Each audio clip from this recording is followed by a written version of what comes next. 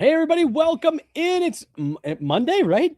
See, look, it's already in this show. The effects of the week between Christmas and New Year's are showing.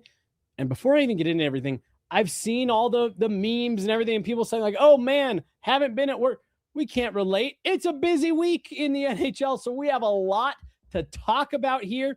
And back by overwhelmingly popular demand, Hunter is joining us on the show today. I'm Jesse Montano. You're going to be joined by Megan Angley and Hunter here in just a few moments.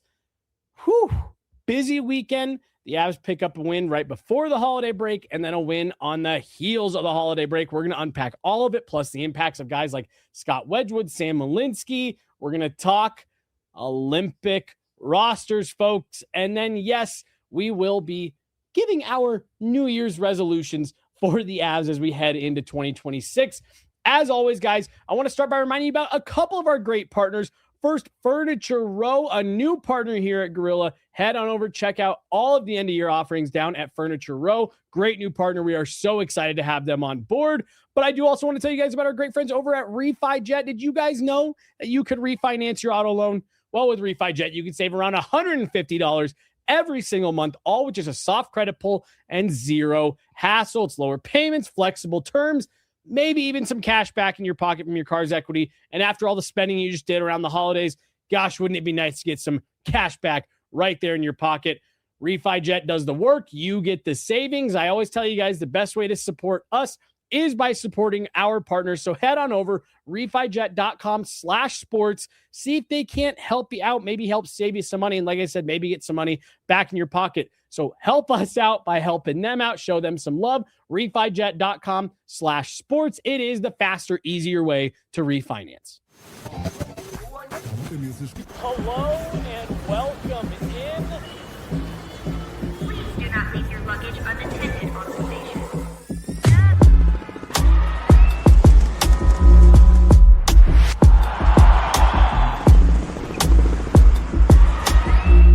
Welcome to the show. Hey, everybody, welcome in Monday afternoon, post-holiday break, Guerilla Sports Off Ice. I'm Jesse Montano. This is Megan Angley, and he's back, folks. He's back. Like I said, I keep telling him not to come on this show because this is just my days are more and more numbered every time he shows up. Hunter, how the heck are you, man? Good. How are you? Just great. How was your Christmas? Pretty good. Pretty I good? got new shoes. Nice. I got new podcast equipment. Woo! Nice. So I got See, it look, in my room. I told you, I'm done. I'm cooked. I'm cooked. Got it all set up, though? Yeah. Nice. Most of it's set up. I just need the laptop so I can get all the editing stuff done. But Yep. yeah. There you go. And hey, your new shoes match Scott Wedgewood's new pads. How about that? Yeah. Yeah, that's a good match. Looking good. Now, look, I'm gonna address it before we get into anything. You may notice this poster here on the table. I tweeted a couple weeks ago at the game. There was a poster that looked just like this being held up by a fan. I actually had another media member come up to me in the press box and they said, "Do you know who that was?" I said, "No." Okay, But- nosy. But I said, I have a couple Avs fan friends who probably would know. Totally. So I'm not gonna out my sources, No. but we were able. This pipeline to discovering the identity of sign holders generally, because I had tweeted there was a wedge wall. It was like a flag actually, and I tweeted like, "Oh, this is so cool." They saw it on Mhm. Twitter, and the fans, and they weighed in like, "Oh my gosh, this is my friend." So, anyways, it is not hard to track down Avs fans and their signs and flags. Avs Twitter, they can help us track it down. So we tracked one down. Hunter wanted to make sure it was on the set because those rosters are being announced on Wednesday, and we are going to talk Olympic rosters and what we're thinking and who might be in, who might be out, how many Avs might be over in Milan. But big shout out to the Avs FBI Twitter conglomerate. The FBI works hard, but Avs Twitter works harder. Yes, it's so true. So true. But yes, at Hunter's request, we've got it out. So there we go. We got it out. We're showing our Wedgewood love here. Megan, how are you doing? How was your holiday? It was so good. And, coming out of the holiday too, just getting back up to Denver from Colorado Springs, really productive, doing a lot of cleaning before the new year. it's almost a tradition, like to kind of clear out the old and make way for the new. So I'm in a great mood. You and I talked about it last week, just like for life. There's a cleansing that comes with the turning over of the calendar into the new year. And so, yeah, it's nice to like, not just, what the heck, not just, resolutions and stuff, but just everything. It's just nice to, with that, I actually think this is going to be a resolution, and I'm already laughing to myself. This is the resolution that I know I'm going to have the hardest time keeping up with. I had a great conversation with Kale this morning about making your bed. how like it sets the tone for your day.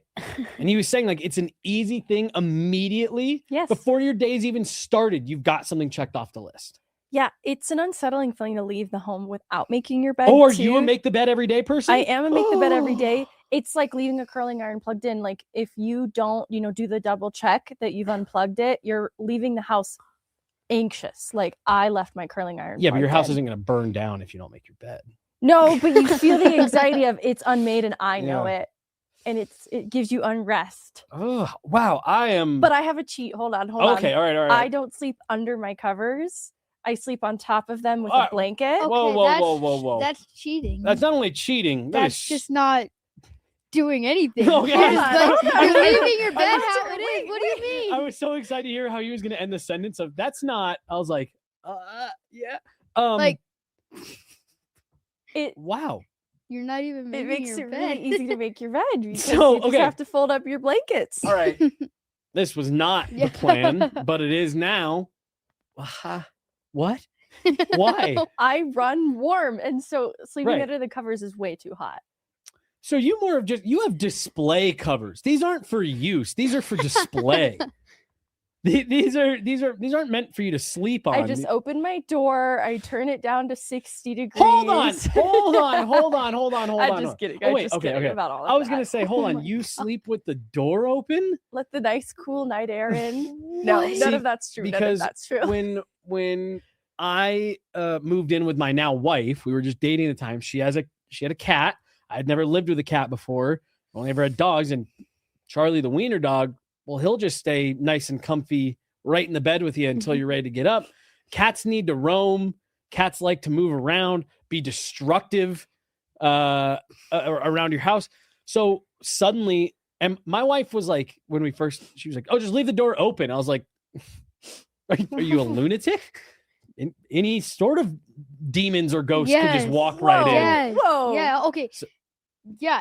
I don't want random, like my brothers will walk into my room if I don't have it closed because they'll automatically think like, oh, he's awake. Let's just walk in. Doors open. Oh, and the monsters. Let's not invite them into my 100% room. correct. Let's not gloss over the monsters. 100% correct. But so we actually we now have this little, it's like a latch on our door that like keeps the door like open enough. Like it's just like kind of like the opposite effect of like the hotel chain latch. Yes. Where, like that's meant to keep it closed. This is meant to keep it open without it being wide open. Yeah. I have a patio door with a screen. So when I do like to air out my apartment all the time.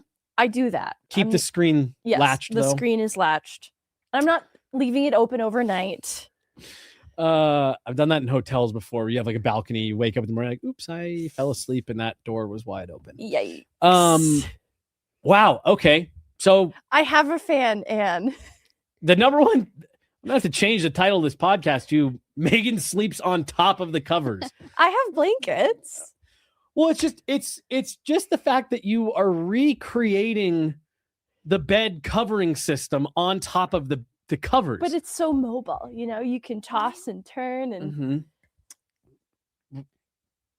You know what? You do you, Megan. I'm not even going to criticize any further. I was going to say, why don't you just get rid of but you know what?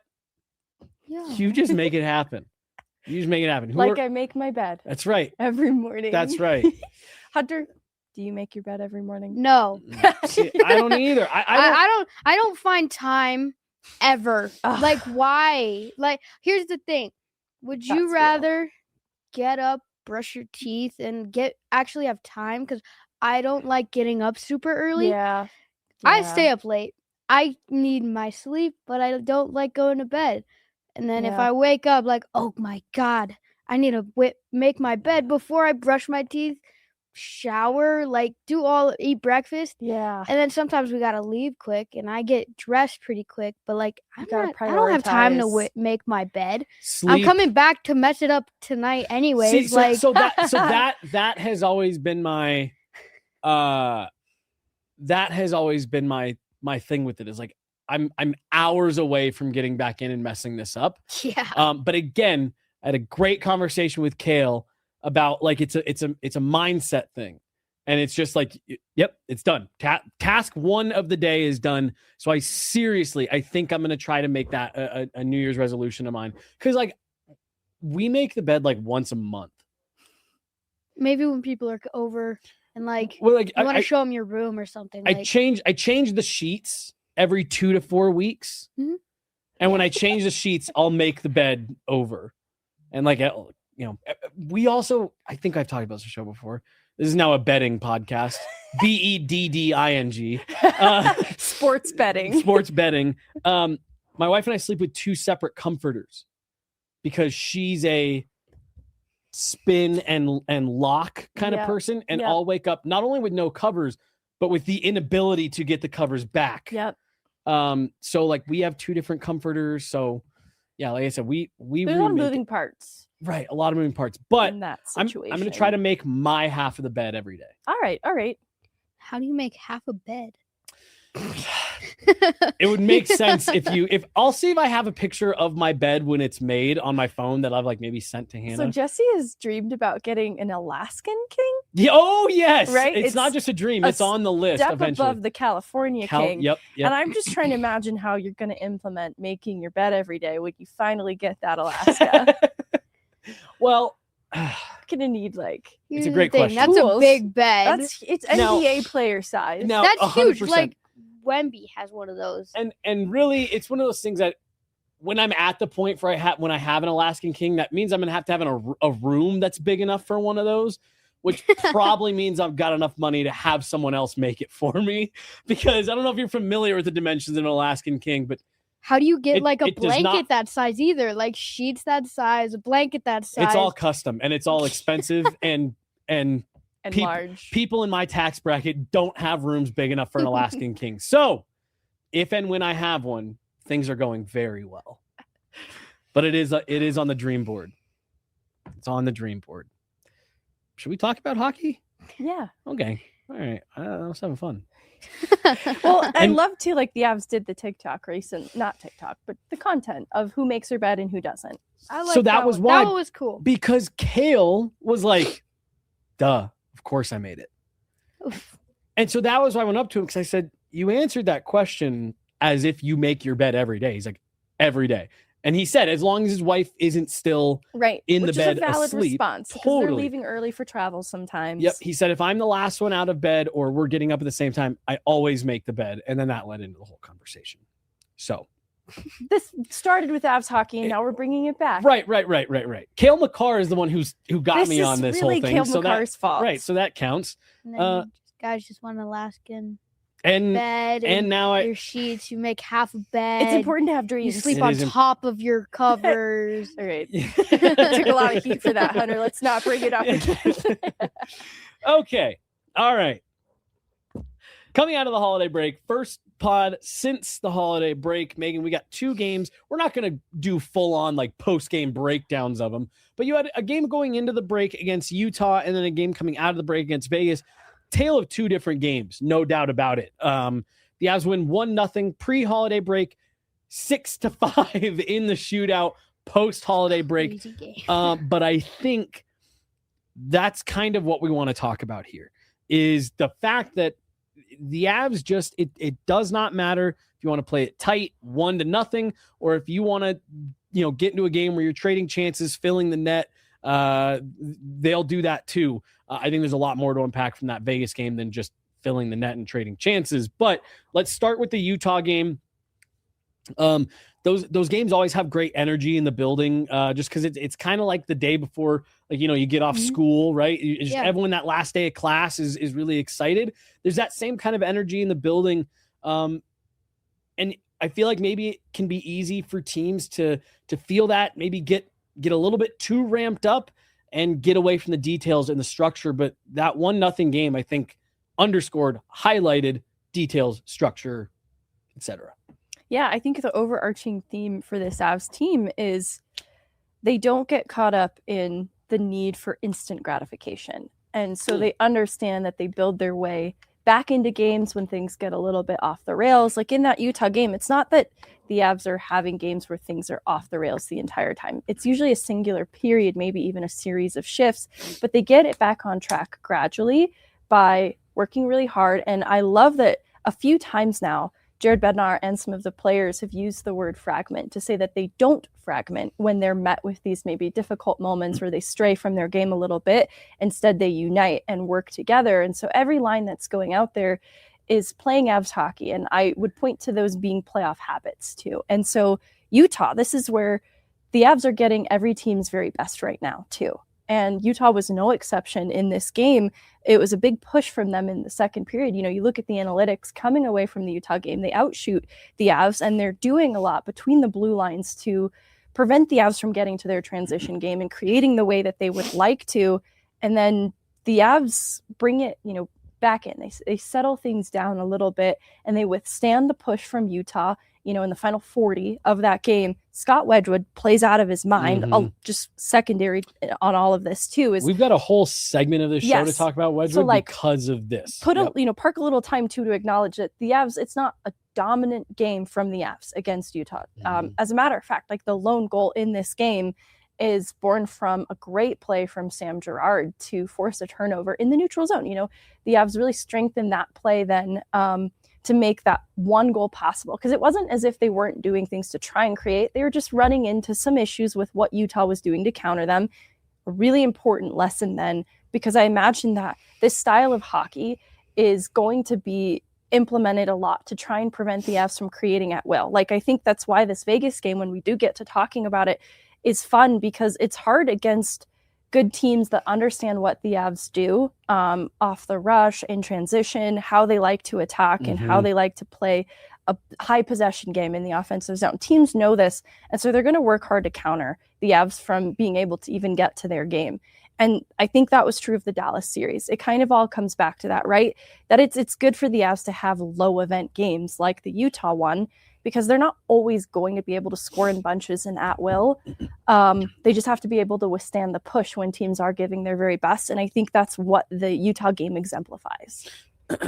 You just said something that spurred a thought for me. But first, I want to talk about the low scoring, low event. And I got away from it. And now I've done it like 5 times in the last 2 weeks. But I'm going to draw another parallel to the 2022 team. And I loved what you just said right there. Like, teams are gonna key in, and teams are gonna defend well at times, if not for entire games. They're gonna take away things that the Avs like to do, and they're gonna take away quality options. And it's been the Avs' ability to find ways to circumvent that that's been so impressive. But on the defensive side of the puck, like I just, even when you get on Twitter and you just scroll, there's all the, the Avs are a wagon. Oh, they're this crazy fun team to watch, a high flying offense. I remember, and I've told this story before, 2022 media day for the Stanley Cup final. All the national media is in town.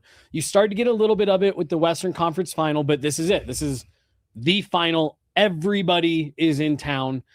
And I just remember being in the big atrium, and there's all these different networks doing hits and having guests on, and NHL Network and Sportsnet and Hockey Night in Canada, TSN. And the overwhelming theme was, well, the Avs have looked really good, and they swept the Oilers, and they both.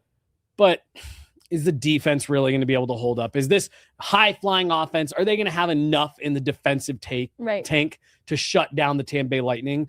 And I remember just laughing, because it's like, oh, wow, none of you guys have spent any time watching this team, because the Avs were an elite defensive team that year. And again, they flexed that again in the finals. And I just feel like we're entering back into that territory a bit here, where they're so special offensively that people are looking past the fact that this is a group that can lock you down if they need to. That doesn't even mention the penalty kill and how good that has been. Yeah. But like that's a 1-0 Utah game where Sam Girard scores the goal, and then it's 1-0. Utah had some pushes, but like, did you ever feel that game was like, oh man, they're on the ropes here, they just got to hold on? No, right? Like they're protecting a 1-goal lead, so it's not super secure, and Utah is clearly making a push, but the Avs made pretty solid work of it. And I had a lot of trust in how they closed out that game, and it starts from the net out too. Scott Wedgewood was on top of his game. He was locked in. He was seeing everything. Unbelievable save off the goal line. Gave me so much confidence too in the defending details then.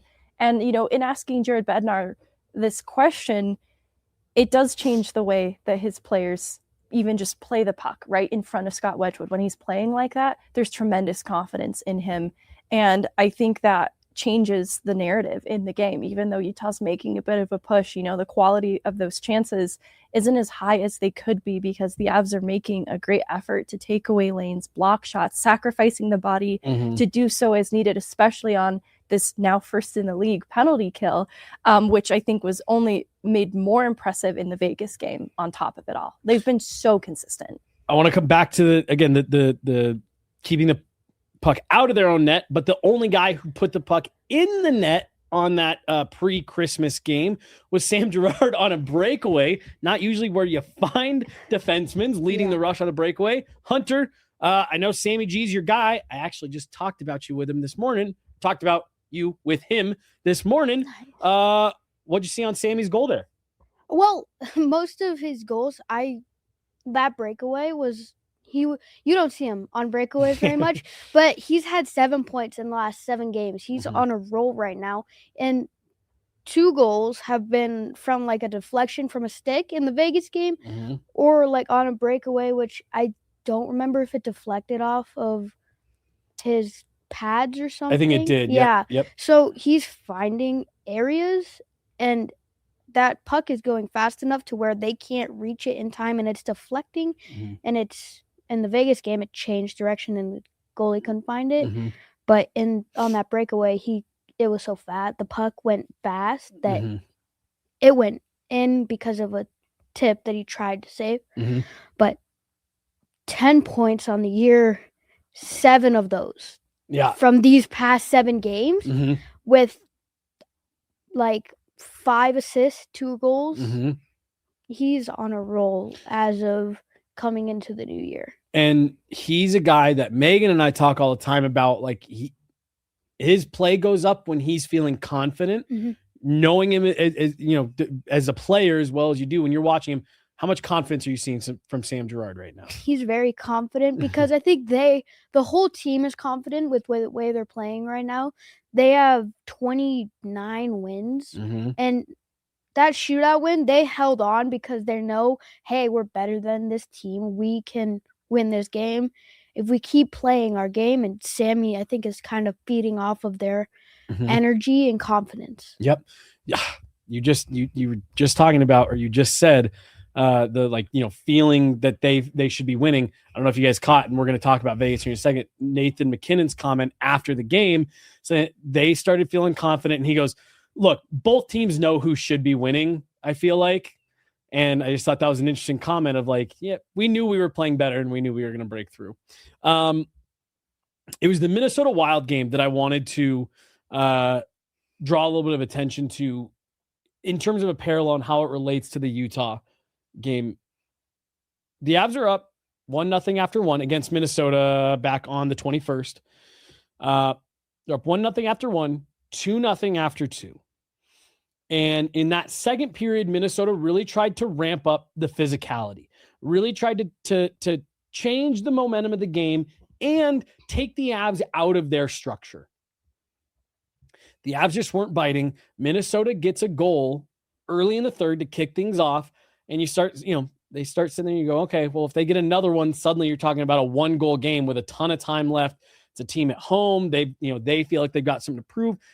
And the Avs just took that game back in control, and they end up, adding a couple more, including an empty netter. But like Minnesota scored that goal. You thought they were going to start to push. The Avs just took all that away. And again, to a different extent, like you said, Megan, Utah definitely got their looks, but I really did feel like there was a level of that game where it's like, it's only 1-0, but you're going to have to really earn the one if you want to get back even in this game. And that's an incredible skill set for a team to have. Yeah, I think that is kind of an extension of what you were saying about the Avs not getting enough credit for being good defensively. Mm-hmm. I think the Avs are so much more dimensional than they get credit for. I think they're more versatile than they get credit for, because it's not just the one trick pony of Nathan MacKinnon and Cale Makar being sick every night, though that happens. Right. That helps. Depth, right? And so they've gotten the depth scoring in key games. I'm going to count Sam Girard's lone goal in the Utah game as an extension of depth scoring. Absolutely. So they can score from different areas of the lineup. They can score from the back end out. They can score from the bottom six as needed. And the top six guys are going, certainly. They've got goaltending that is helping them on a nightly basis, whether it's Blackwood or Wedgewood going. And so that being said, they're going to ramp up the physicality when they need to. I don't think they're a soft team to play against. It's not necessarily the hallmark of their game, but when met with a more physical period from the Minnesota Wild, they'll answer that and they'll match it. They'll raise their level, right? When met with the play through the neutral zone that Utah made difficult for the Avs, they're just going to, be a little more efficient on the breakout, and they're going to be a little simplified too in what they're trying to do on the attack. And they're going to then also emphasize their defensive details and recognizing it's going to be stingier. That's going to be true of the LA game tonight too.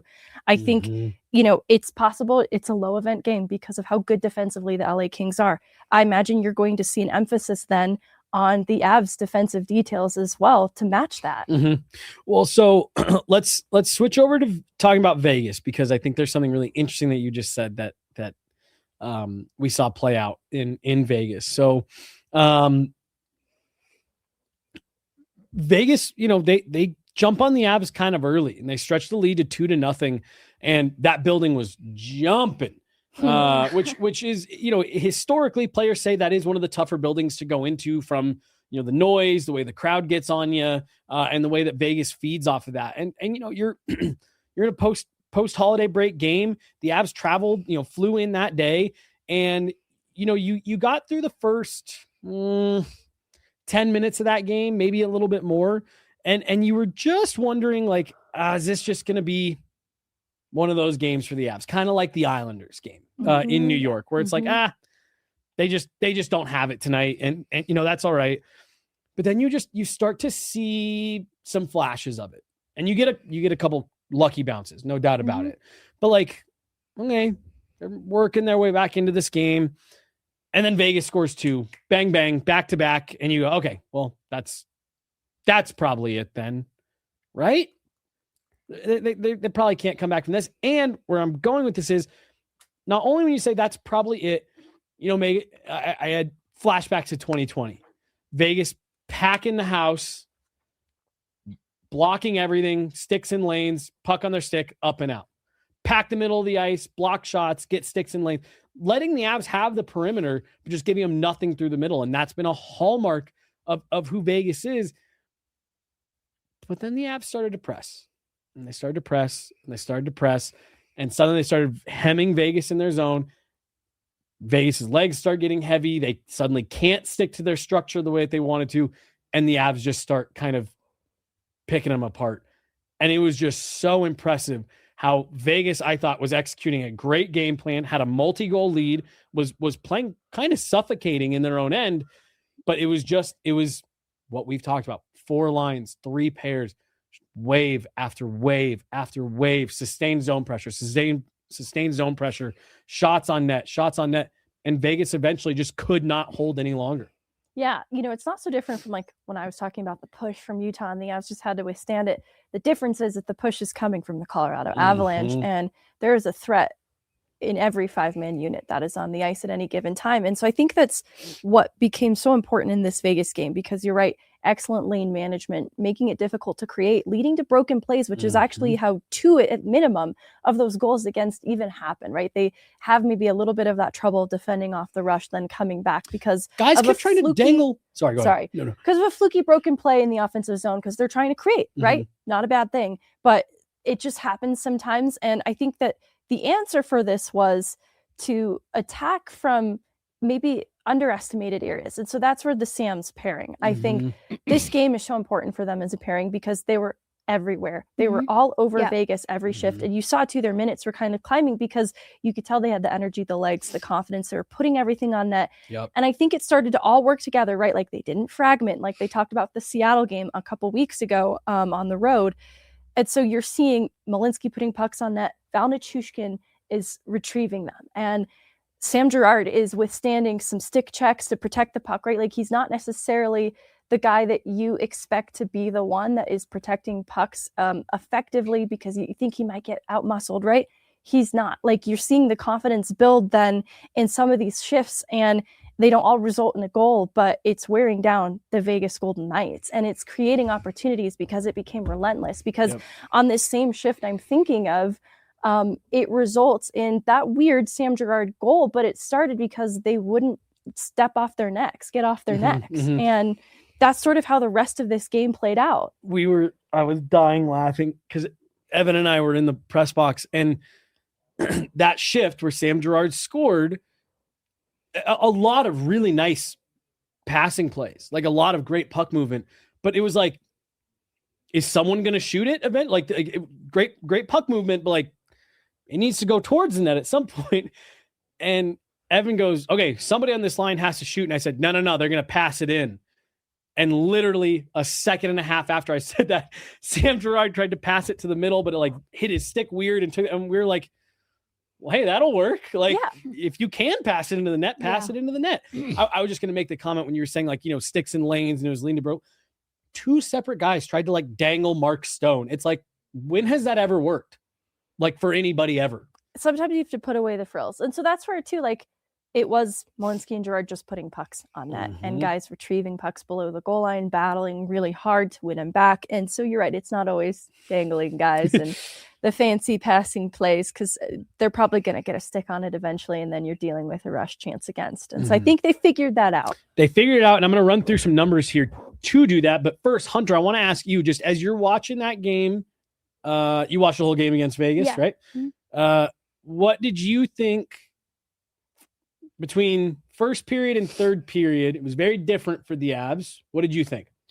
I think towards the third period, end of second towards the third, they really got going. Like the energy level was higher because they're like, okay, guys, we're better than this team. Like you said, when Nate said, like, we know we're better than them. We're just not playing like we're better than them. And I think they knew that. And they're like, okay, guys, play like we do. It's not like this is a playoff clinching game. Just play your game. Relax and just go play. Yeah. And that's what they did towards the third period. They scored a goal, got tied up. Vegas scored, then they got tied up. And it sent them to overtime, and they got the 2 points at the end of the day. And when Megan said during the Minnesota, when we were talking about Minnesota, they're not just McKinnon and Makar anymore. They're coalescing to where they're the Avalanche. Okay, not seriously. Not just McKinnon and Makar. Yeah. Well, so the whole team. You also, he just said something super interesting about like, just, play your game. Again, going back to the 2020 series against Vegas when you could tell it was frustrating for the Avs. Couldn't penetrate the middle of the ice, couldn't get pucks through. It felt like there was maybe some stick squeezing. And I think to Hunter's point, the group, saying, hey, take a deep breath, keep doing what we know we're good at. We'll find the lanes. We'll get through here. Like, I actually don't think that can be undersold of like, they didn't get frustrated. They didn't fragment. They didn't keep trying to, go one man through Mark Stone's legs and under his stick. It's like, no, just smarten up. And they did. They did just relax and play. This is courtesy of our friend Corey Massasak here, who put all these together. The Avs at even strength in the third period and overtime against Vegas. 45-9 in Corsi, 9-0 in overtime, 17-3 in terms of shots on goal, 83.1% of the expected goals, 100% of the expected goals in overtime. That's on the road, traveling the day of the game against the number one team in the Pacific Division. Further, Arturi Lehkonen scored with 1:57 left in regulation, a 6-on-5 goal to make it a 5-5 game. In the following 6 minutes and 57 seconds of even strength play, 5-on-5, then 3-on-3, the Avs shot the puck 14 times. Vegas, 0. Dominant when they decided to level it up. I think, too, there will be moments in games where they can't get to their game and play Avs hockey. And the way to get it back is that gradual building I talked about, where you have to abandon the concept of instant gratification. That's just not going to reward you in hockey. I think they are able, though, to tilt the ice back in their favor and force teams to play Avs hockey eventually. Like, even if it strays for a period, for a series of shifts, this is what I think is a strength of the Avs, is eventually all roads lead to playing Avs hockey again. Because I do think, too, it gets to a point when they're feeling it and they do get the game back within their grasp, that it is unrelenting, and most teams don't have much of an answer for it. And that's what's been tough, is when the push has been, the other way, the Avs do, and it's sticking to their game, just like Hunter said, and building that back with good process. And it doesn't, it's not always the high-flying offense that people talk about when they talk about the Avs. It's a good forecheck and being engaged in battles, retrieving pucks, and being good in your own end, too, with a solid breakout. And so all of those things, and a strong penalty kill also, just like a really low-key part of this Vegas game. A couple really timely kills. Yes, because Vegas is a team, especially you look at their success on the power play early in this year, they can be really dangerous. And it could be, quick plays off a draw that a penalty kill doesn't have much chance against anyways. Avs just did great work to win those important D-zone draws on the kill and neutralize what could have been a dangerous power play, and obviously would have changed the outcome of this game completely. I think the importance of Sam Malinski and Sam Girard's game against Vegas was underscored because Brent Burns and Josh Manson struggled. They struggled for large portions of that game. But again, not necessarily next man up, but it's just when to Hunter's point, I love the way he said that. It's not, McKinnon, McCarr, no, this is the Avalanche. When one area struggles, you have parts of this roster that lift them up. That's where I think they can, be underestimated. Like, some of Parker Kelly's goals have come because teams lose track of him on the ice. They're not accounting for him in the interior. And if you're another team, you're like, oh, all right, we got the Parker Kelly line. Right. Catch your breath. Oh, it's in the back of the net. Yeah. I think the Sams caught Vegas off guard because, especially Malinski, he was shooting everything that touched his stick. And Girard, they play so well with each other. They're very complementary because they're such dynamic skaters that there's a lot of movement, right? Like, they can activate, drive a little bit deeper, but they can pull back as needed and defend. And so I think the OT shift from Malinski in particular stands out. Just a subtle stick to take away a lane in what could have been a really dangerous opportunity. And that's, in looking at the 0 scoring chances, it's little things like that. Yep. And so I think the Sams are really figuring it out together. They both appear to be playing with a lot of confidence. And, in talking about staying on their necks, I think that pair did not let up all night and was kind of a nightmare. And Vegas didn't really have an answer for Av's third pairing. Well, and Hunter, do you, once the Malinski, because a lot of guys have used the word confidence when talking about Sam Malinski, to Megan's point just now about they kind of maybe surprised the Vegas Golden Knights.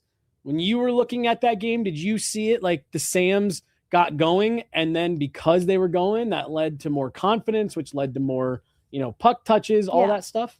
Yeah, 100%. Because their defense, they get the puck into the slot where the rebounds and all the chaos comes from. Yeah, chaos. And they shoot the puck when Sam Girard would pass shot that puck. Yep. There's so many players in front of the net that it's screening the goalie at the time, I think, was Carter Hart. Mhm. It's screening Carter Hart, and the sticks are just in the way, and he's trying to get it down in the slot, but it goes off, and it kind of gets the team going like, guys, just throw it at the net. Yeah, something will that's a great happen. point. The rebound will get to someone in the slot, or it'll get tipped like from either one of us or a Vegas player like Mhm. Sam's goal did. Yeah. Malinski's goal that Nathan McKinnon ensured went in Yeah, the net. yeah. But you're exactly right. Yeah. Like, Mhm. well, McKinnon knows Malinski's putting that on net. He's Mhm. going to drive to the net. He's getting there to ensure, if there is a solid rebound, he will be there to make sure that's a surefire goal. I'll say sure one more time. I was laughing watching it because it's like, that's probably one where you can box out and it's going to get over the line. But I'm sure that's also because you see guys do it all the time where like the puck will go in and come back out so fast. They'll put it right back in the net. I'm sure that's just such an instinct of like loose puck, put it in the net. Yeah. And you don't want it to be the moment too where you miscalculate and it's actually not going in the net clean. Right. And then you're not there. You watch it and then suddenly someone's able to. Yeah. So anyways, I'm just giggling a little bit because it's exactly how Hunter just drew it up, right? Mhm. Like they built a confidence in knowing Malinski and Gerard, they're going to put it on net. We just need to get there. Yep. Carter Hart, good game. Still gives up 6. It's a shame. Before we move on to so we're going to talk about Sam Malinski and Scott Wedgewood and their roles in that game. I want to just address this comment here on Ross Colton. Jesse, what is wrong? I think he's gotten thrown back into the. Did anybody go to McDonald's and get the Grinch meal around Christmas? I've never heard of it. Did you? Yeah. See, I also got I it. wore the socks like every day that week. Nice, good. Well, part of that, I guess it's big in Europe. They you get the fries and they'll give you additional seasoning, like special seasoning. Is it green? I got that. So they had that here too, but it's so popular, it's sold out. And then you put the fries into this, like they give you an empty shaker bag and you shake up the fries with the seasoning. I think Ross has been dropped into the shaker bag in terms of his role, what's being asked of him, his position even right now. And I think it's led to some inconsistent results, which, Megan, when you and I talked to him at the beginning of the year, that was my number one takeaway was this was a player who's looking for consistency and is looking for a role. And I think he was thriving when he felt, hey, I'm in a role that I know I'm supposed to be in. I'm playing with line mates, not even that are just, that are good, but that are consistent. And I know what to expect and they complement what I do. And I think he's a victim of being too much of a utility player. Like he can do a lot and that causes him to get moved around at times. And I just think he's a player that I think thrives in consistency. Yeah, I think the way that he likes to create is in part because of what he likes to do on the forecheck. And he's more effective on the forecheck off the wall. And so down the middle, he's still really committed to the defensive side of the puck. This is, an aspect of his game that I do enjoy. But he's not able to create quite the way that I think he likes to. And I imagine, too, there's always a lot of speed, some quick attack off the entry, off the rush. And I think what's happening, too, is because he's sort of the driver of that line, it's just, again, it's a shaken up thing. And what stinks, too, is I don't think his game is bad, but it's not offensively as impactful, I think, for the reasons I just said. And so it's hard because I do think right now the way the bottom six is constructed isn't as effective as it could be. It's still really good. I think that it will probably look different even in a month's time because this feels like it's just kind of biding time and trying out some new things, too. It's important to still revisit Ross at center because in a pinch, you might have to lean on that. But otherwise, I don't think that's ultimately where the Avs would like to utilize him because they can get more out of him when he's a winger. I think that's what, the road will lead back to with Ross Colton eventually. And I think that the offense will match up. It's just hard because I really liked him on the wall with Brock and Val, but it just means so many different things for your lineup. When you're juggling like that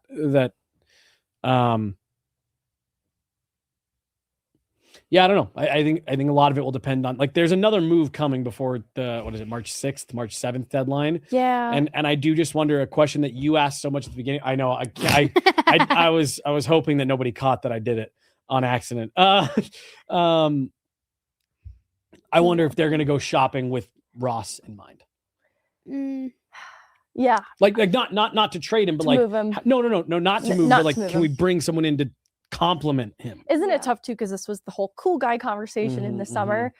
I think it's just emphasized the need for a center that they are in love with, because, you know, like right now, then, in not feeling like super in love with Ross Colton, taking draws, playing as a center in that way. Jack Drury's doing a lot of heavy lifting. I still think they really like Jack Drury's fit. I just don't think they fell in love with him as a 3C option. I also think the cool guy conversation from the summer, like I think in the moment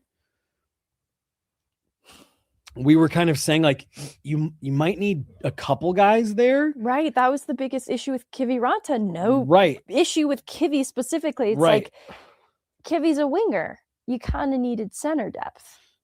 Oh, hey. All right. Well, that's why Danton Heinen didn't get claimed. So you said picks, but I was beginning to say, I wonder if any of the guys from yesterday who cleared waivers are part of the deal because of Pittsburgh and Danton. But anyways. Yep. Sorry. There was a trade. It's fine. And you know, Gavin Brindley kind of, I think, papered over that, but like, just calling a spade, the shine has come off a little bit on Gavin Brindley since coming back, I think, from this most recent injury. Not that he's been bad. He just hasn't been jumping off the ice to me like he was pre-injury. And he did something again in that Vegas game where I was like, whoa, he like made a run at Keegan Colasar. And it's like, brother, I love it. I love the mindset, but careful out there. Yeah, I actually think maybe too that's part of the equation, and like why this has been maybe some shuffling in the bottom six, because Gavin Brindley's surprised, and it's like one additional winger in the rotation then to consider, keeping in mind, like, yeah, Bardakov, a center option, is also in the mix here, but they've liked what Gavin Brindley has provided, different from the others, that he's entered the conversation, forced himself to be a part of it. It's kind of a fun problem to have. It'll be a lot less fun, though, if it persists. They're going to need trusted, reliable center depth. And look, this is like, oh, my steak's too juicy, my lobster's too buttery. This is such a silly, these are champagne problems. It's a good transition too for our New Year's resolution for the Fs. Because like they still are really good line by line. You still don't hate the bottom six, and it still gives teams trouble. Definitely not. All right. We don't have to spend a lot of time on it. We've talked a ton about Scott Wedgewood. We're going to talk about him again when we have the Olympic conversation here in a few minutes. But I just wanted to address it because I saw a lot of people that were a little confused or just wondering why Scott Wedgewood got the start again coming out of the Christmas break when he started the game against Utah. To me, Megan, I think that was a reward. He was outstanding against Utah. Probably a massive, if not the biggest reason they won that game. And I think that was Jared Bednar saying, like, yeah, you had our backs that night. We'll give you another one. He needed the team to help him out, but that's all right. He's been fantastic. And thankfully, too, this rhythm with the goaltenders, because Mackenzie Blackwood was injured to start the year, it gave a lot of time and opportunity to Scott Wedgewood to really impress, right? But even with Mackenzie Blackwood returning to health, I felt like the rhythm between the starts for both goalies has felt very seamless. I haven't felt like, goalie controversy. You know, that start was certainly supposed to be Mackenzie Blackwood's. And you feel, too, just in watching them together, that there's no weirdness between who's getting starts and when, because I think they're being distributed very fairly. And both are, you know, games that are being given to give confidence and trust to the goalies. So I view it as a compliment basically with every start, right? And I don't see like, I really would have started the other goaltender for this game in particular. It's worked out really naturally so far. And I hope that continues. I don't have any reason to believe it won't. But I think ultimately in the conversation around the goalies that get used a lot in regular season, like the Hellebucks, it costs teams later. I think even Jake Ottinger, we've had this conversation. So all that to say, I think it's a good thing that they're kind of splitting these starts between the goaltenders, because it would be a shame to sit Scott Wedgewood right now, right? He is playing so well. The team clearly trusts him. And it just makes a lot of sense then to keep both goalies in the rotation in this order. That makes a lot of sense. Hello. Do you have anything? Yeah, I'm on a show, and so are you. Do you have anything to say about Scott Wedgewood? No, I was going to talk about sourdough. I do love Scott Wedgewood, though. Love Wedgie, big fan. All right, perfect. Well, I'll call you back to talk about sourdough later. Great. All right. Love you. Love you too. Bye. About the bed situation. Jesse said he's making the bed every day. We need to know if he's lying. Hopefully she doesn't watch this, because then I'll have something to hold up to stand up to. Hunter, Scott Wedgewood, give me your thoughts. Give me all your thoughts on Wedgie. Like I said last week, take him over Bennington any day. But he has been a solid goalie. Like that 37 save shutout against Utah. Utah's not a bad team either. No, they have not. a bunch of great players on that team. And like you said, that's why he got the start in Vegas. And it came out with a win. And shootouts, Avs haven't been historically great in shootouts. That's a fair point. Wedgewood was really good in that Vegas shootout, along with everyone in that whole game. But I think Wedgewood, again, is really good in the past couple months. I think, and you, I think tweeted something about it, but it goes back to when he got to Denver. This is not an anomalous thing that we're seeing to start this year. Yeah, and I think, in talking Team Canada and why I still think that he deserves to be in the conversation. I think the cultural difference that he makes, he's a very easy teammate. I can't, obviously speak from personal experience, but you see the relationship he has with his teammates.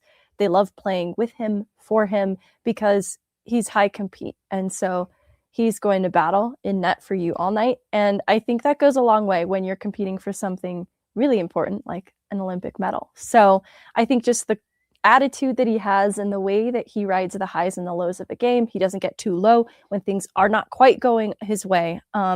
He stabilizes really quickly and has a high compete. So I think all those things put together point to not just a goalie you want in the regular season, but a goalie you want in intense situations as well, because I think he manages them very well.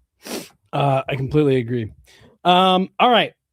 Let's talk about the man of the hour, Sam Malinski, and we're going to kick it off by hearing from a couple of his teammates. I'd like to think the blue line plays a key role. We all do, but no, Sammy's been exceptional. He's fun to watch. It's exciting to see kind of where his game's grown to this year, and I think he's still capable of another level, which is an exciting thing. So for him, he oozes that confidence right now, and it's exciting because he's carrying the puck and finding different ways to facilitate, and then also different ways to create offense for himself. And so his competitive nature is really high, and we're lucky to have a guy like that. That's for sure. Yeah, they were awesome, making great plays, good poise. I think especially Malinski has been so good this season. I just feel like he's getting better every week. For him, I think it's just a confidence. When he's confident, and he can do a lot of things in this league that a lot of players can't. So he just needs to know that he can do it. Confidence. I thought it was interesting that both Kale and Nate called that out, saying you just, be more confident. I almost wonder if that's something where they're all in that locker room, you're really good. Act like you're really good. Yeah, because I look back at the kind of stagnant period last year where he sat a couple games. I don't think his game was a liability at that point. It just lacked a little bit of pop that he'd started the year with, and he came back from the break really confident, and his game elevated. And I think, coming out of this holiday break, really similar thing, but he's building on what's been a good training camp, a good start to the year, and it's just continued to rise from that point. So I get excited because he's not, a conventional prospect, but to Kale's point, there is another level. It just feels like he's not even at max confidence, but you can see what he's doing just with the confidence rising. And it's really encouraging for his trajectory, you know, getting a little bit ahead of myself. I think that his future role in this league is a second pair guy. I agree. He's even, you know, had some games where he's played in that role, especially last season. And, you know, maybe that was a bit premature. I'd love to see him get those kinds of opportunities gradually through the rest of the way here, because I think that's what he's building to in terms of his impact, his ability, and it'll really be tested with more quality matchups. And I think that's just kind of the next step for him, because right now what he's doing is great in the, I'll put in quotes, limited minutes. But I think that the way that Jared Bednar has been deploying his D-core has been more balanced than we've seen it in a couple seasons. And a lot of that's health. I completely agree. Let's hear from Sam Malinski after the game in Vegas on Saturday. Nate just told us he feels like you're getting better every week. What does it mean to hear that from someone like that? It means a ton. I mean, he's our, one of our captains and a guy I've, looked up to for a long time. So, it means a lot for him to say that. Yeah, I mean, just kind of a nothing play where I'm trying to chip the puck up the boards and face just hits the glass. Like you and Sam, we talked about this morning, you guys were really feeling it today. You guys going like that, is it just a confidence thing that you just keep going? Yeah, I mean, it kind of depends on the game. Like some games, it seems like it just flows really well, and pucks are popping out to good spots, and we're supporting each other well. But yeah, like Sammy G just skates so well that makes it easy on me a lot of the time. What's it like being in that moment in the third period where you guys haven't had to chase that much this year, but just the offense just starts coming in waves like you? Yeah, I mean, even the second period, I felt like we controlled the play, a lot of it. So we didn't really change anything, kind of just stuck with it. And we know being down 2 goals, we know we can come back from that, so stuck with it. What is there anything even said in here? Does anything need to be said? Like you said, you guys don't have the ability to come back? Yeah, it's not like anything really big needs to be said or anything, but Landy's always, keeping the room calm and collected, so that's definitely good for our group. How are you feeling about your game right now? I feel good. I mean, before break, maybe I was not playing my best hockey, but was able to mentally recharge the past few days, and I just want to have a good month here leading into break. And what? Sam Malinski. You've talked so much about it, Megan. I think on top of everything he's doing well, just an outstanding culture fit. Oh, yeah. Like, I imagine conversations about an extension, it would be foolish for the Avs not to engage in future conversations. I think, you look at Brent Burns, 40 years old, you're going to want the depth on the right side, and you don't want to have that be a trade piece at a different deadline, like, Sean Walker going back a couple seasons. Like, you've got this homegrown fit stylistically, and then just high character guy who is really great on and off the ice. It makes so much sense for a team with a lot of other high character people like Cale Makar. Sam Malinski is eligible for an extension on January 1st. Hunter, before we move on, do you have any thoughts on the other Sam Malinski? He's playing like you said earlier. He's shooting everything that comes to his stick, and I think it's good. And he's getting points from that mentality. Like, get it to the net. It might go in. It might get.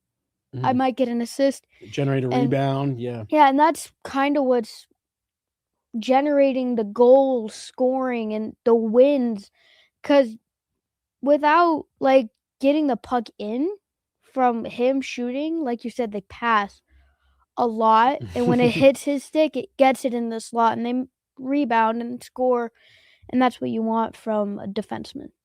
100%, and we felt that was something that he had maybe gotten away from a little bit in the first part of last year when it didn't quite look like what we had seen. It was maybe a reluctancy to do some of those things that are natural tendencies for him.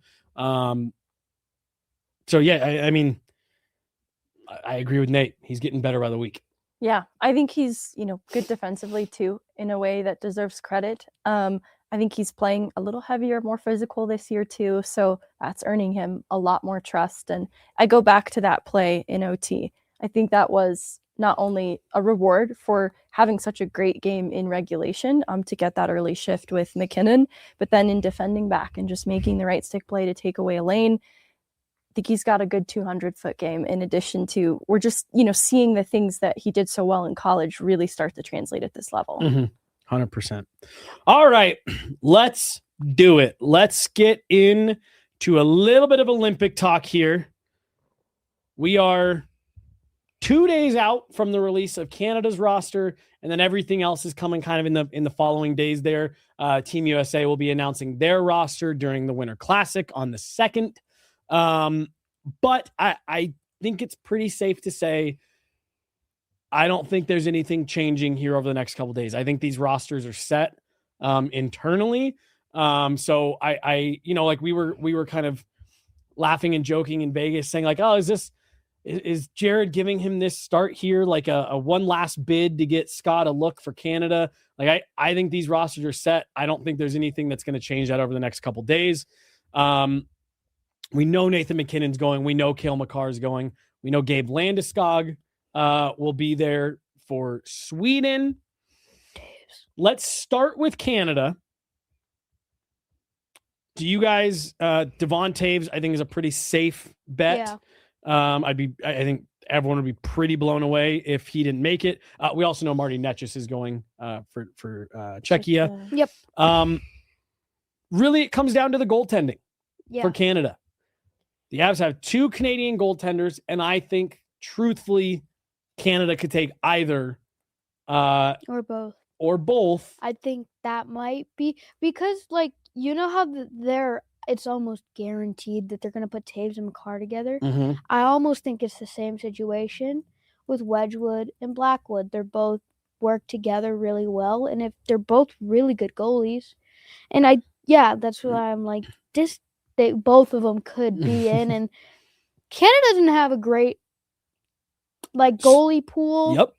So let's talk about that what Hunter just brought up, because I think this is what makes the conversation interesting. I think if you were purely going based off of who has been the best goalies this season,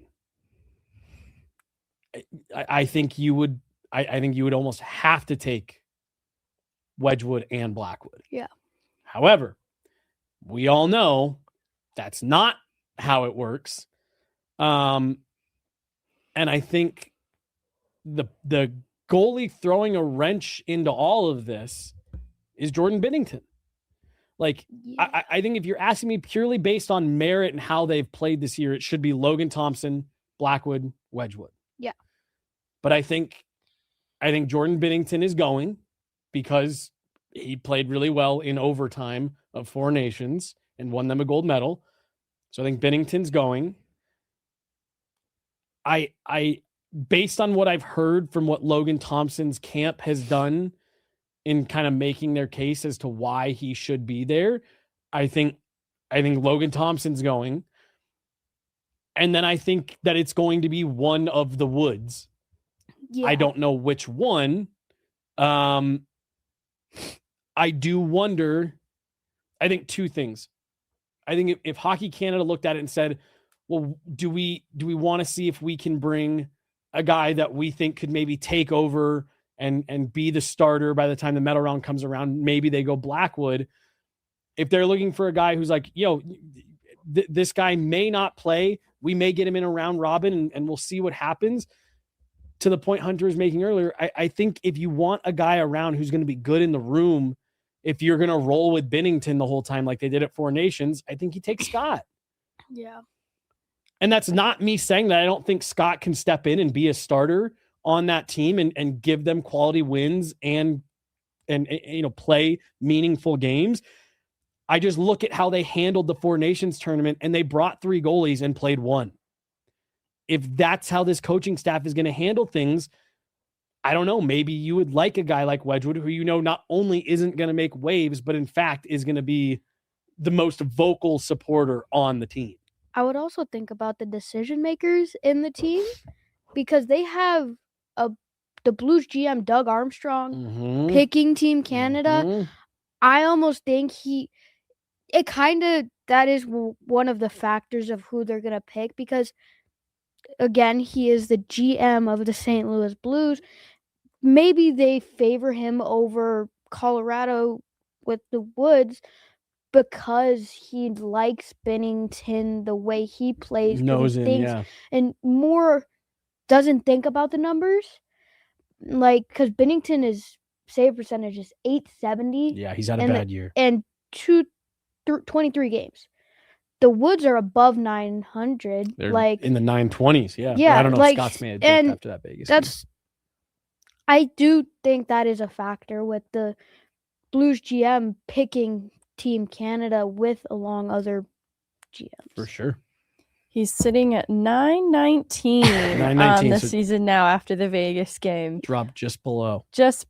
So I do think that Hunter is onto something now. I'm not in that room, so I kind of hope that what I'm about to say isn't the case, because I don't think it will be putting their very best foot forward. But I imagine that being weighted in this is familiarity. And a little bit of trust. Then I think specifically there's going to be value added to Stanley Cup final experience. And this is where both the Woods don't quite have that starter in a Stanley Cup final experience the way that Kemper and Binnington do, and Logan Thompson. So, well, he's dealt with a lot of injury down the stretch for Vegas. Yeah. But that being said, I think that Logan Thompson has the edge just in, you look at seasons back to back. He's been outstanding. Been unimpeachable. Yep. And then that's where Darcy Kemper too, like his past 2 seasons have been just fine. And so I think adding in the playoff experience at the Stanley Cup that he has to his name, I think that bolsters his case. Now, you know, the recent track record, Corey Masisak had a great tweet, save percentages of NHL goaltenders since November 13, Mackenzie Blackwood 933, Wedgewood 931, Kemper 926, Thompson 907, Binnington 867. And again, you know, we kind of you guys keep walking into that. Twice in one show. You could just say 67 and I would still do it. At the top, that it's not as simple as who's just playing the best right now. But I think, interestingly too, I'd be curious your guys' thoughts. Like, is there some benefit to it not being Blackwood or Wedgewood? Like, they will get rest. For sure. I think Wedgewood deserves it though. Well, and that's my thing is I think you've got, and truthfully, like it's hard because I'm totally with you. I think Scott Wedgewood really deserves it for what he's come out and done this season. And I also think Mackenzie Blackwood deserves it because like he's looked outstanding in the games that he's played. Like he's looked just rock solid. But again, like I sit there and I go back to like you're talking about 2 weeks, 3 goaltenders. Someone, even if they don't, you know, whoever they take, someone's going to get the short end of the stick. It's just the way that it goes. And knowing if you are Canadian management, knowing, hey, we might find ourselves in a situation where one guy doesn't play or only plays once or whatever. I don't know. Maybe that's just something where they look at it and go, okay, well, who do we bring in the room that not only is unbelievably deserving to be here because of the numbers they've put up, but is just going to be a great guy to have around and that guys are going to want to play for if we find ourselves in that position where that's who we're going to. Like I said, I think that underscores it. If you're going based on the numbers, it should be both of them going. Right. It should be both of them. And then if you absolutely have to take Binnington because he won it for you, because the Blues GM is you know one of the pickers, selection. Yeah, I guess is he the GM of Hockey Canada too? Doesn't matter. He's on. You know, he's in management. Like, okay, if you absolutely have to take Binnington, I think you take him and you take the 2 Habs goalies. Yeah. But like I said, that's how we all know that's not how life works. And so I don't know. It's going to be really interesting to see what they do. I'm anxious to see. And I do also think there's a world where neither of them go. And I do think that that's its own blessing in and of itself. We'll see. Yeah, we'll see. We will see. Okay, let's just run through here really quick. Are there any other players that you think could end? How many Avs could end up at the Olympics, I guess, is the question here. Most of the team, if I'm being a little honest, like our roster is pretty stacked with national, like we have many different players from different countries, and they're all really good. Like, I think Burns could make it. I think Landeskog's going to make it. Lekkonen's going to make it. McKinnon's going to make it. Makar, maybe Nelson. So that's where I was going to go next is Nelson. I think it's he was on the Four Nations roster, so I think that gives him a leg up. Start of the season wasn't great. He's really come on here in the last 6 weeks. I do think that Brock Nelson has done enough. I think he's played his way on, at least to the roster. How much he plays, what that role is, I'm not sure. I do think Brock Nelson has done enough, though. I think he'll get there. I think, too, that's my one that's like not as much a lock as some of the others for his country. But in just glancing at projected rosters for Team USA, I think he should beat out one of these forwards. Just based on not only what he's doing in his last, 20 games, 25 games, but also his veteran experience generally. And I think those things can't be understated in a tournament like this because it's a format where big games, every shift counts. I think you want a guy with experience, leadership, calm under pressure, like Brock Nelson. In addition to, he's just playing really great two-way hockey right now. The production's really started to come together in his game. So I think that he's a triple threat in a lot of ways. It'd be foolish not to include him. Right. And again, you always have to keep in mind that like they're not just taking just enough guys to play. Like there's going to be some extras. I think I completely agree. I think Brock Nelson has played his way at least onto the roster. We'll see what happens when they get to Italy, but we'll see.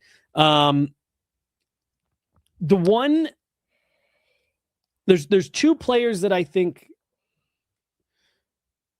I guess three if you count Brock, because I think the Avs have a bunch of locks and then a bunch of guys who are like, yeah, they won't be on the roster. And then you have a couple fringe guys. So everyone that you listed, Makar, Taves, McKinnon, Landeskog, Lekkonen, locks, Netchis. You got six guys who are going to be there.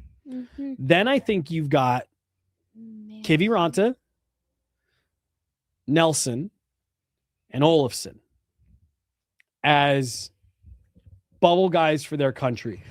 To Hunter's point, I think the Avs have a lot of really, really good players that world championship stuff like that. You could have a lot of guys go. I think that, Brent Burns, Josh Manson, stuff like that. You're victims of the fact that the countries you're from are just stacked, right? Yeah. Your thoughts on Kivy, Olofsson, and we just did Brock. So Kivy and Olofsson. Yeah, And again, it's tough because it's what all are they taking from Europe? Right. Was Olofsson on any Four Nations rosters? I don't believe so. Let me double check that. I think that's a strong indicator here, to be honest with you. Where's he from? Sweden. I don't know. He was not. Okay. Yeah. No Four Nations. I think he'd be the closest to being fringe consideration, and that is making me less inclined to think so. But this is where not just the Four Nations of it all with Brock Nelson, but it's not just looking at this list of forwards for Team USA and the projected roster. It's not just that he's playing great hockey right now. He's playing great hockey, one of the best teams, and it's in his own right too. And so I just feel like that's going to it should carry a lot more weight. And I don't think he should be a fringe guy. I do. Nelson? Yeah. You're saying, yeah. I'm with you. Yeah. I think he should beat out one of these guys that are in these projected rosters that omit him. Yeah. Yeah. And go ahead. They need a big guy. It is a national stage. Remember last year, 3 seconds in, 2 fights, like Brock Nelson fight. It's him and Tom Wilson that I think are the two big guys that they're going to bring in for like hits, being physical with everything. And that I want to say the same for Burns. He's a little fringy, but he's also a big guy and a defenseman that can get the puck in front of the net. And That's why I think most of our guys are locks and fringes. It's a weird. Hunter just wants to send the whole roster over there. Yeah, You know what? send them all. Send them all. I mean, I support Except for Choo-Choo. Hunter. Well, and that is the other thing to mention. Val Nichushkin, that would be a 7th that is going for sure. Russia not at the Olympics this year. I did find it interesting because they've let them compete under the Olympic athletes from Russia flag the last couple cycles, but they're not this year. Just interesting. And, I just pulled up because, again, I feel like Sweden, Finland used to be made up of a lot of NHL guys, but then you'd have some Liga guys in there, some SHL guys in there. Jesper Bratt, Leo Carlson, William Eklund, Joel Eriksson Ek, Philip Forsberg, William Carlson, Adrian Kempe, Gabe Landeskog, Elias Lindholm, William Nylander, Elias Pettersson, Lucas Raymond, Fabian Zetterlund, Mika Zibanejad. There's 14 NHL forwards right there. Could you throw Olofsson's name into that mix? Maybe. I don't know about Pettersson. That's one of my things. Like, he hasn't been performing as much as he has in the past years lately. I don't know if it's because of the Quinn Hughes trade or just because it's an off year or something like that, but I don't think Pettersson makes it. 7 goals, 19 points for Victor Olofsson, 8 goals, 22 points for Pettersson. So, like, they're in the, I would say Olofsson's been quiet, so has Pettersson, but Pettersson is expected to do way better. And he hasn't. It's like he's getting points, but he hasn't been as performing like as he has been. How many points for Olofsson? 19. Fabian 3 Zetterlund, points off. 17 points, 9 goals, 8 assists. What about what's William Eklund doing? Because I thought that was another. For what it's worth, I like both of these players. Right, I'm not trying to pit two divas against each other. I'll say I'm 24 points, 9 goals, 15 assists. So I think, again, maybe Victor Olofsson finds his name in the mix a little bit as an extra. I could see it. I'm not going to talk me into it. Maybe if like an injury, I do see that happening. Yeah. Because as you're running through that list too, that's what's going in my brain is how many of these guys are healthy right now. Bedard's like not I think Jack Hughes is healthy-ish, but I don't think he's 100% with his hand. I don't know. I'm not trying to yeet him out of the equation for Brock Nelson, and, but and it's not like they're happening next weekend. You're right. There's some time. You're so right. Every player could get really injured. Like, I don't know about Barkov could be in the mix with the way he's going right now. But then again, I'm gonna say, like, what if McDavid tears his Achilles? Oh, no. Jeez. Hunter throwing all kinds of grenades out there. Oilers fans, look away. Finland, I think Kivi. I think that's kind of a long shot. There are a couple names on here. Patrick Laine is hurt. Hedman is hurt right now. Oh, really? See, and then you got like where'd it go? Etu Luosterainen from Florida. Like I don't know. Maybe again. Kivi finds himself in the mix as an extra guy there, but yeah, I think like Luosterainen's more of a solid third line player for Florida, and Kivi's a little fringier. Both good guy. Teams. It's hard to crack those lineups. My guess is the Avs are going to end up somewhere between 6 and 8 guys in Milan.